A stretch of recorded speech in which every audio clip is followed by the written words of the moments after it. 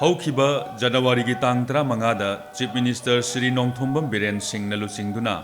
ꯃꯍꯥꯛꯀꯤ ꯃꯤꯅꯤꯁꯇꯔꯁꯤꯡꯒ ꯂꯣꯏꯅꯅ ꯀꯥꯝꯖꯣꯡ ꯗꯤꯁꯇ꯭ꯔꯤꯛꯇ ꯍꯦꯂꯤꯀꯣꯞꯇꯔꯗ ꯂꯥꯛꯈꯤ꯫ ꯈꯣꯡꯆꯠ ꯑꯁꯤ ꯃꯍꯥꯛꯅ ꯆꯤꯐ ꯃꯤꯅꯤꯁꯇꯔ ꯑꯣꯏꯔꯕ ꯃꯇꯨꯡꯗ ꯑꯍꯥꯟꯕ ꯑꯣꯏꯅ ꯂꯥꯛꯈꯤꯕ ꯈꯣꯡꯆꯠꯅꯤ꯫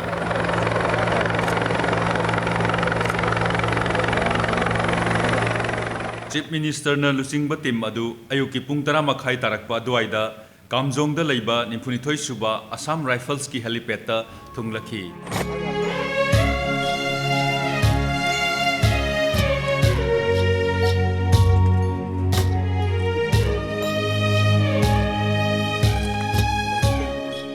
ꯃꯐꯝ ꯑꯗꯨꯗ ꯆꯤꯐ ꯃꯤꯅꯤꯁꯇꯔ ꯑꯃꯗꯤ ꯃꯤꯅꯤꯁꯇꯔꯁꯤꯡꯕꯨ ꯍꯤꯜ ꯑꯦꯔꯤꯌꯥꯁ ꯀꯃꯤꯇꯤꯒꯤ ꯆꯤꯌꯔꯃꯦꯟꯁꯨ ꯑꯣꯏꯔꯤꯕ ꯈꯣꯡꯌꯥꯔ ꯑꯦꯁꯦꯝꯕ꯭ꯂꯤ ꯀꯟꯁꯇꯤꯇ꯭ꯌꯨꯑꯦꯟꯁꯤꯒꯤ ꯑꯦꯝ.ꯑꯦꯜ.ꯑꯦ ꯁ꯭ꯔꯤ ꯀꯦ ꯂꯩꯁꯤꯑꯣ ꯑꯃꯗꯤ ꯗꯤꯁꯇ꯭ꯔꯤꯛ ꯑꯗꯨꯒꯤ ꯗꯤꯄꯨꯇꯤ ꯀꯃꯤꯁꯅꯔ ꯁ꯭ꯔꯤ ꯍꯨꯡꯌꯣ ꯋꯔꯁꯥꯡꯅ ꯇꯔꯥꯝꯅ ꯑꯣꯛꯈꯤ꯫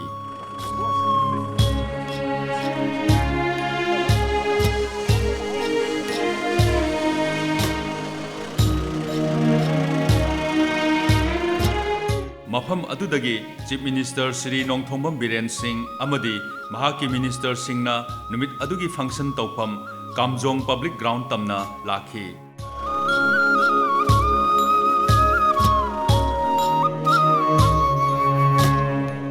ꯀꯥꯝꯖꯣꯡ ꯄꯕ꯭ꯂꯤꯛ ꯒ꯭ꯔꯥꯎꯟ ꯌꯧꯔꯛꯄꯒ ꯗꯤꯁꯇ꯭ꯔꯤꯛ ꯑꯗꯨꯒꯤ ꯁꯤ.ꯑꯦꯁ.ꯑꯣꯁꯤꯡ ꯑꯃꯗꯤ ꯄ꯭ꯔꯖꯥꯁꯤꯡꯅ ꯅꯥꯠꯀꯤ ꯑꯣꯏꯕ ꯐꯤꯖꯣꯜ ꯁꯦꯠꯇꯨꯅ ꯄꯔꯦꯡ ꯁꯥꯅ ꯂꯦꯞꯇꯨꯅ ꯆꯤꯐ ꯃꯤꯅꯤꯁꯇꯔ ꯑꯃꯗꯤ ꯃꯤꯅꯤꯁꯇꯔꯁꯤꯡꯕꯨ ꯇꯔꯥꯝꯅ ꯑꯣꯛꯈꯤ꯫ As a mark of respect, we request all in the hall to rise as our Honorable CM has come. Volunteers, please note, before Honorable CM takes the dais, Bungpa Kulen Leret Le Hawing Leli, Kamjong District, Hiliache, Chief Minister, Manipur we Khyashikapaya, Honorable N. Biren Singh, Acha Phaindra Nai Sangda, O Cabinet Meeting Pamkichi Hilli, O Ringpha Leyada, Awi Mirin O Kapeng Sarano.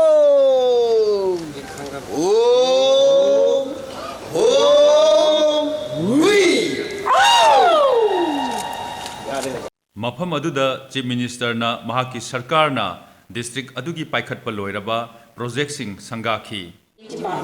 Construction of Bailey Bridge over Changong River at 16.44 km under PMGSY. Number 20, Manipur State Power Limited. ꯁꯪꯒꯥꯈꯤꯕ ꯄ꯭ꯔꯣꯖꯦꯛꯇꯁꯤꯡ ꯑꯗꯨꯗꯤ ꯅꯝꯕꯥꯁꯤ, ꯅꯝꯄꯤꯁꯥ ꯑꯃꯗꯤ ꯒꯝꯅꯣꯝ ꯚꯤꯂꯦꯖꯗ ꯂꯩꯕ 33/11 kVꯒꯤ ꯁꯕꯁ꯭ꯇꯦꯁꯟꯁꯤꯡ, district ꯑꯗꯨꯒꯤ ꯑꯦꯁ.ꯄꯤꯒꯤ temporary office, ꯀꯥꯝꯖꯣꯡ ꯍꯥꯏ ꯁ꯭ꯀꯨꯜꯗ school ꯐꯒꯠꯍꯟꯁꯤ mission ꯍꯧꯗꯣꯛꯄ, ꯖꯜ ꯖꯤꯕꯟ ꯃꯤꯁꯟꯒꯤ ꯃꯈꯥꯗ ꯂꯥꯏꯔꯝ ꯈꯨꯜꯂꯦꯟ ꯑꯃꯗꯤ ꯈꯣꯡꯖꯥꯜꯗ ꯂꯩꯕ ꯋꯥꯇꯔ ꯁꯄ꯭ꯂꯥꯏ, ꯀꯥꯝꯖꯣꯡ ꯗꯤꯁꯇ꯭ꯔꯤꯛꯀꯤ forest division office, BADP model ꯚꯤꯂꯦꯖꯒꯤ ꯃꯈꯥꯗ ꯅꯝꯄꯤꯁꯥꯗ ꯄꯥꯏꯈꯠꯄ ꯊꯕꯛꯁꯤꯡ, ꯔꯝꯔꯩꯗ ꯔꯦꯟ ꯋꯥꯇꯔ ꯍꯥꯔꯚꯦꯁꯇꯤꯡꯒꯤ ꯄꯥꯏꯈꯠꯄ ꯊꯕꯛ,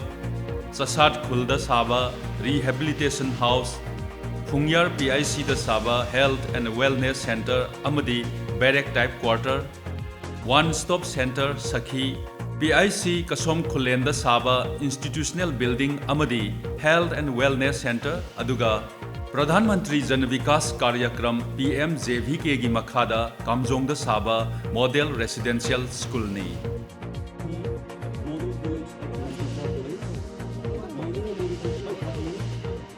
ꯃꯁꯤꯗꯁꯨ ꯅꯠꯇꯅ ꯆꯤꯐ ꯃꯤꯅꯤꯁꯇꯔꯅ ꯀꯥꯝꯖꯣꯡꯗ ꯏꯃꯥ ꯃꯥꯔꯀꯦꯠ ꯁꯥꯅꯕ, ꯈꯝꯕꯤꯗꯒꯤ ꯅꯣꯡꯃꯥꯟ ꯐꯥꯎꯕꯒꯤ ꯂꯝꯕꯤ ꯁꯦꯝꯅꯕ, ꯆꯪꯈꯣꯡ ꯇꯨꯔꯦꯜꯗ ꯁꯥꯒꯗꯧꯕ ꯕꯦꯂꯤ ꯕ꯭ꯔꯤꯖ, ꯈꯣꯡꯕꯥꯏꯗꯒꯤ ꯀꯥꯡꯉꯣꯏ ꯆꯠꯄ ꯂꯝꯕꯤꯗ ꯂꯩꯕ ꯇꯨꯌꯨꯡꯕꯤ ꯇꯨꯔꯦꯜꯗ ꯁꯥꯒꯗꯧꯕ ꯕꯦꯂꯤ ꯕ꯭ꯔꯤꯖ, ꯁꯟꯗꯣꯛ ꯇꯨꯔꯦꯜꯗ ꯁꯥꯒꯗꯧꯕ ꯕꯦꯂꯤ ꯕ꯭ꯔꯤꯖ, ꯆꯥꯇ꯭रिꯛ ꯈꯨꯂꯦꯟꯗꯒꯤ ꯒꯝꯕꯥꯜ ꯆꯠꯄ ꯂꯝꯕꯤꯗ ꯂꯩꯕ ꯃꯛꯂꯪ ꯇꯨꯔꯦꯜꯗ ꯁꯥꯒꯗꯧꯕ ꯁ꯭ꯇꯤꯜ ꯇ꯭ꯔꯁ ꯕ꯭ꯔꯤꯖ, ꯀꯝꯕꯤꯗꯒꯤ ꯅꯣꯡꯃꯥꯟ ꯆꯠꯄꯒꯤ ꯂꯝꯕꯤ ꯁꯦꯝꯅꯕ ꯑꯃꯗꯤ ꯂꯩꯇꯤꯡꯗꯒꯤ ꯍꯪꯀꯥꯎ ꯆꯠꯄ ꯂꯝꯕꯤꯗ ꯂꯩꯕ ꯃꯛꯂꯪ ꯇꯨꯔꯦꯜꯗ ꯕꯦꯂꯤ ꯕ꯭ꯔꯤꯖꯅꯆꯤꯡꯕ ꯁꯥꯅꯕꯒꯤ ꯎꯔꯦꯞ ꯎꯌꯨꯡꯁꯨ ꯇꯝꯂꯝꯈꯤ꯫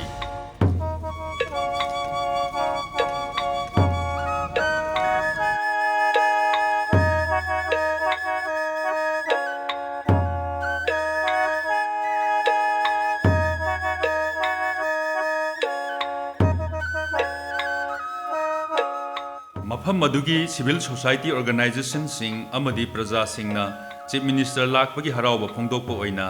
नाट की ओइबा पोलम हाउफी लेंयान फी अमदी मफम अदुदा साबा अतोप पोलम न सिंगबसु खुदोल तमखी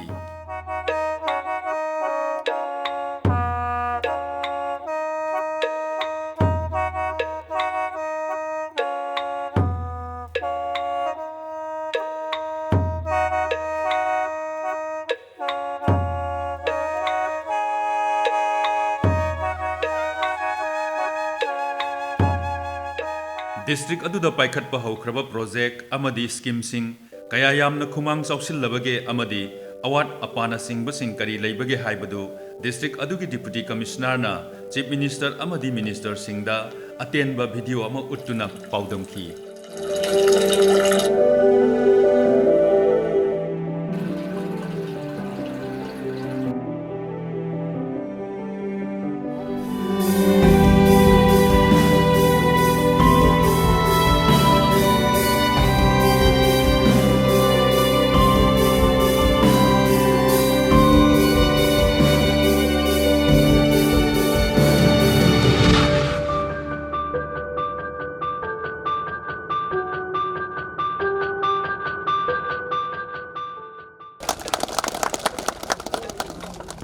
केंद्र अमदी राज्य सरकार की मखादा पाइखलकपा स्कीम सिंगी खुदोंगचाबा फंगबा यारबा बेनिफिशियरी सिंगदसु चीफ मिनिस्टर ना CMIST, CMST, PMGAY अमदी ऑल एज पेंशन की कार्ड न सिंगबा यंथोखी मसीदसु नतना मियोय अहुमदा व्हील चेयर सु यंथोखी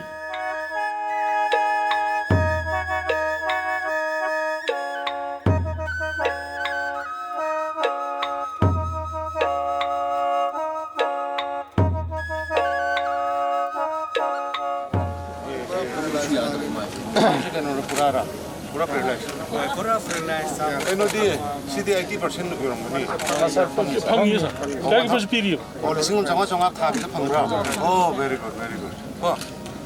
God bless you. अथोइबा मिथुंगलन की वारोल थमलदुना चीफ मिनिस्टर ना महाकु लमदम अदुगी मियामना हराव तयामबगा लोइनना तरामना ओपीबगी थागतप फोंदोखी नसी याम नुंगाई कनोसी दिखो ऑनरेबल मिनिस्टर दिखो की PhD की मागी परफॉर्मेंस उबदा I really impressed aduna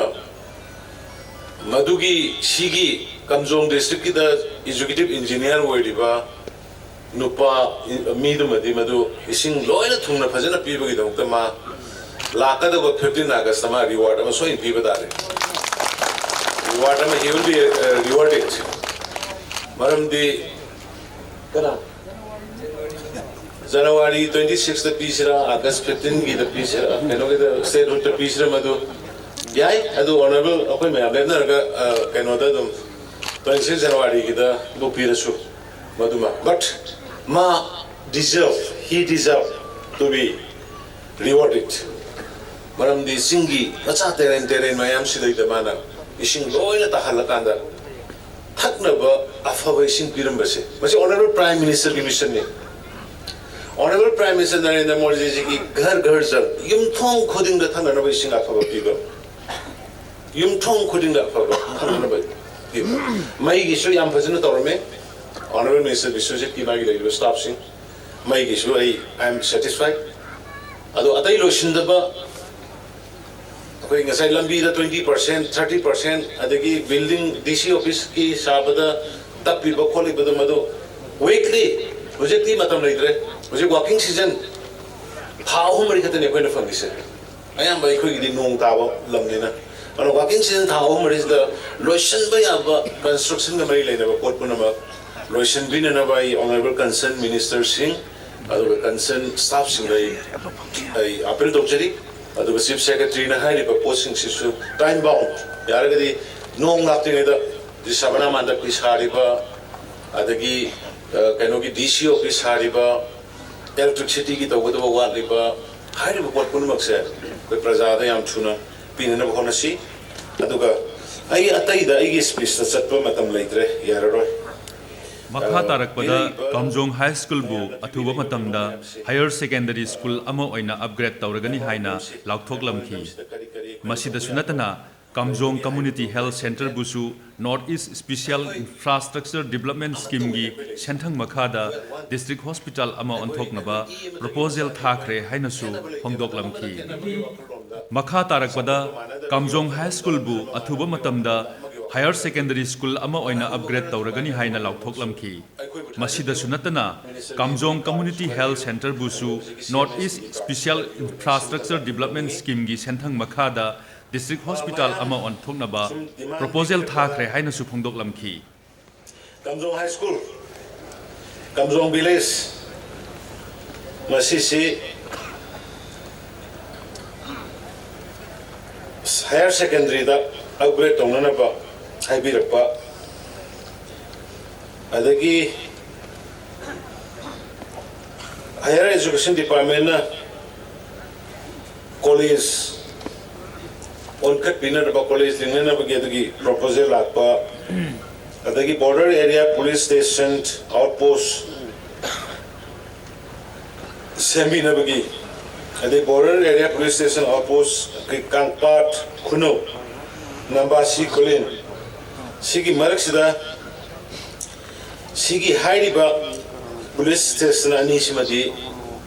adum linkat pa yarani haidra madumai mayandala phokserungle aduga Kamjong Higher Secondary masima maramdi hujing matamda hana mapanda karida like tamba sanar makona mamayamdu leiru covid ki karigi leiru situation jena sanar dramna masima Higher Secondary da upgrade tongna bagi step to mai tana soida lokat hona ge haigana isima gai mai ame konje aduga hujiki education department ki college ki se district khuding the college ama thamna na bagi damata khoi new education policy handa the honorable prime minister na laukthok khiba duma khoi national ki new education policy da masi yawi adu madu ki do ekoi amtang review tor kanda sung soi soi dana maram de ekoi education health kaina baya da thadok baya da ekoi port ni aduna madu ekoi ei sung soi soi na maduma yang selaga college ke establishment bi si new education policy su yaw borina ai tawnuna ba madu mai khana jage han thamjage aduga amana kaino gi da CSC Kamjong has been upgraded to District Hospital at the existing site of CSC Kamjong haibani and masigi si nasit tagi ekoi funding khara lawri funding khara tanari aduna khujingba gai offhand da heka taurani ne de hairoi adubo ai nasit tagi fund thaba tana bada already sigi proposal si yaurabani and ne adu mali ai thamjarunge aduka ngasagi MSDP gi bakhada mayam na habira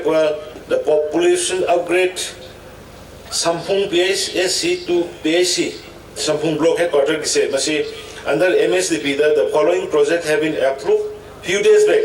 construction of PSC buildings of at Nambisa masi ki Nambisa da primary health sub center ama sanana bugisi approved tore masi sawa hawragani ha masi magai mayam thamjarunge aduga construction of PSC building at Tangkhul Hundung Phungyar Shishu ayaba pire Shishu sargani aduga construction of PSC building at Ningthi Kamjong gi se Shishu aduna the opening of bank in Kamjong district as I bank the following banks will be open Karamba Central Bank of India aduga Punjab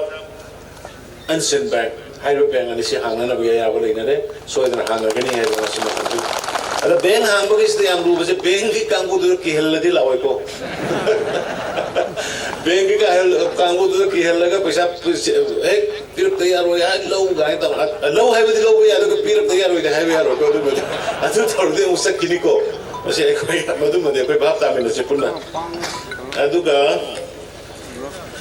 working women hostel Kamjong kita guest house adu ada ina hai bisi da koi already ekoi hana saraga leba leire working women hostel at Kamjong 31 bedroom yauna at a cost of rupees 5.25 crores has been sanctioned. Nasagi na MSDP ki makada rupa crore mga ka lakh kun mga sangwa working woman hostel ama koi sanction ta uraga leire aduga masi MOBC ki makada thuna saraga ni masi magai mayam dolo thok chawng MOBC jai makada lei masi MOBC tu leire ta gai na MOBC pai be ki singi area district mayam de yambiyo MOBC ki makada pai khale infrastructure Savana Mando residential schools just use uni picture physically adunai honorable MLA ratio da hining basi MSDP ki makha da paikal lebasing che yani construction mayam se loiraga akoi atop da sin na be Savana Mando si mayam da community hall sawai se Savana Mando sin na be adu ko magi pon mayam ma koi lai bani na maduma please koi time bound yaraga di construction hojik chathari ba mayam se honorable minister adu ga mayam su yaure officer mayam yaure loina secretary chief secretary lo yaure mina by Mars ki lore pa da loina yam ba building sing se DC office yauna inaugurate tongna na bai khoi honasi madu ngamna na ba kind of weekly basis da madu review to view hai na ai amka hanai mayam dai hai je bani aduga amana set up border hut land customs station masi yam maru oi bani marak ta more rom da yam kanna hena section badagi illegal consignment illegal canosing si items kara ekoi gi sigi kasong gi sigi borders gi areas de sangat pa Myanmar rom dagi drugs gumba kari gumba ni aina yada pot khara khoi do thengna da banate adna mafam sidai koi fazana police station thamba adu galoina na checking check post singba kari gumba se masi thamba se am tangai khade maram di kamjong ongri sigi district se kilometer sama ga ohum gumba ne ba Myanmar galoina out of koi 390 total borders koi Myanmar galoina ba sida adu masima masi koi already koi khanare adu na center da sky district belong District adugi banking sector da hena khumang sausanaba Central Bank of India amadi Punjab and Sindh Bank ki branch na singbasu hangdok lagani haiba wafam su thambiramki loinana atopa saukhat thorangi thabak kaya amasu paikhat lagani haiba gi thajabasu piramki Ima market women's market ekoi gi ukrul di sagre ukrul do record time ni ukrul da thagok ta boda mayam yam kinaba aina mayam da haibane thatar ki manung da loge 10.2 crores mo kisang ba thatar ki manung da loge da na thamanga khai manung da loire ima market pi ba me ana khoi kamjong gi su aina hajar mi si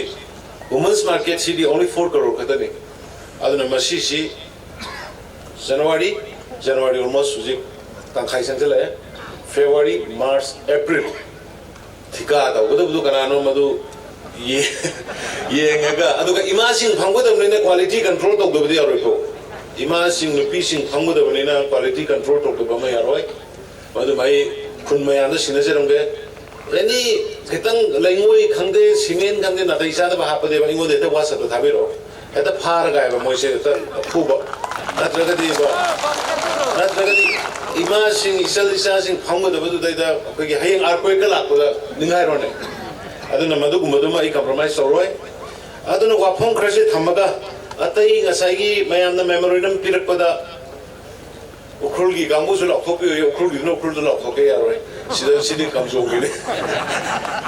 ukrul gi edc ngai jana aduna kamjong gi ukrul gi yaro di munna ne ba aduna ukrul gi no ukrul lok thoke aduna losenjar pada ai koi no hona jari ba porche ai koi amatta oina Nusi sana na sama na batak ama na lebih na bagi adugi mission duni ada ngasi mayam kamjong ni perja mayam na koi nusi biri pa thaja biri pa makata na koi thaja ba mangan jaroi perja gi koi na hai gi ba koi government jina pi gi ba commitment thabo koi na loina pang thokani ngamoi da bodo koi ngamni hai jaroi mama ngai gi de wasa ama ga tawraga chakhibu ngatani na adu tawni haroga uba bangde ba but koi gi de adu tawni haram bado Tawrabar tawdabra isa koi adu ini ngasi review meeting terus. Ai koi na kamjong di damak da kari tawni hai gi ge hai bado. Adu ni ngasi uli. ꯍꯣꯏ ꯑꯩꯈꯣꯏ ꯁꯤ ꯇꯧꯅꯤ ꯍꯥꯏꯒꯤ ꯇꯧꯕ ꯂꯣꯏꯔꯦ ꯁꯤꯒꯩꯅ ꯑꯅꯧꯕ ꯍꯧꯗꯣꯔꯤꯅꯤ ꯍꯥꯏꯕꯗꯣ ꯄ꯭ꯔꯖꯥ ꯃꯤꯌꯥꯝ ꯈꯪꯅ ꯇꯧꯕꯗꯨꯅ ꯑꯩꯈꯣꯏꯅ ꯄꯥꯝꯃꯤꯁꯦ ꯑꯗꯨ ꯃꯁꯤ ꯅꯈꯣꯏ ꯃꯌꯥꯝꯅ ꯑꯩꯈꯣꯏꯕꯨ ꯕ꯭ꯂꯦꯁꯤꯡ ꯄꯤꯕꯤꯌꯣ ꯑꯗꯨꯒ ꯏꯁꯣꯔꯅꯁꯨ ꯕ꯭ꯂꯦꯁꯤꯡ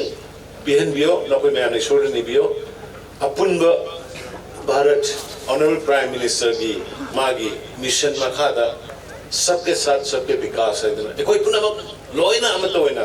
हिंगमिनगदमनी नुवाइने लेमिनगदमनी हाइबा वकलोंदो मदुदा जात बिजात की धर्म की मदद खेना घड़ी मत लेते honourable prime minister Narendra Modi ji की सबके साथ सबके विकास है की मीनिंग ने लोइने यावरबनी अदुना अदुगुंबा लीडरशिप की मखादा कोई फजना वाक तौमिनसे Saukhat pa Manipur, kamo ko hense, ato ka saukhat pa kamzong ko hense, hajar kayo mayam tagi. Ay kaya na ba yata na jere? Jai Hind.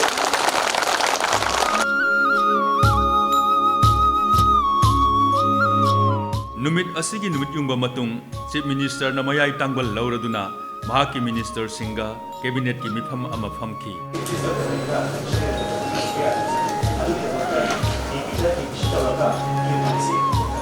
मिफम अदुदा क्लास 9 अमदी मसिगी मथक्ता लैबा क्लास सिंगी ओइना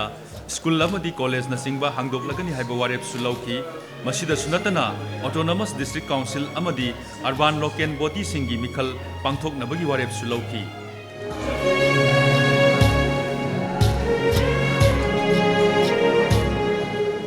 पुन्ना प्रजा कंजोंगी प्रजा मियाम ने राउन तरामना ओपीरंबा मोगी सहयोग बिबी सपोर्ट ओपी बसिगी दे कोई साइड की तमिलनाडु खंडोक सरी थागत सरी कोइना नसी जता होलुबा स्कीम प्रोजेक्ट सिंग मतम साना कोइ लोसन बखना बिनी कोइ कैबिनेट सु कोइ खरा कंक्रीट ओइबा करी अवारा पाइए मतलब डिसीजन दसु खरा बाबे कैबिनेट की डिटेल्स तो Cabinet meeting loiraba matung nungthil pung 3:35 rom tarakpa adwaida Chief Minister amadi Minister singna Imphunithoi suba Sam Rifles ki helipad tagi helicopter tongduna Imphal gi damak kamjong thadokhi